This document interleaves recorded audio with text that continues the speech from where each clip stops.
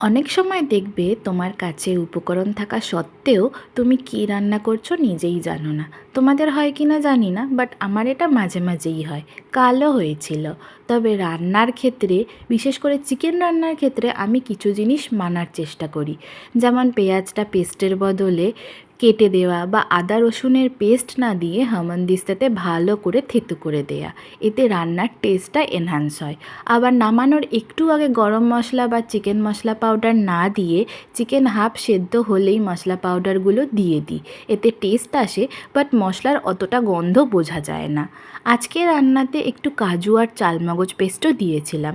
সব মিলিয়ে ভালো কিছু একটা করতে গিয়ে দেখলাম ভালোই হয়েছে চিকেন কারিটা। আমি এটাকে সেমি চিকেন চাপই বলবো, কারণ চাপের সব মশলা এখানে দেয়া হয়নি। গরম গরম রুটির সাথে এটাই ছিল গতকালের ডিনার আমাদের। তোমরা কি খেলে সানডে ডিনারে?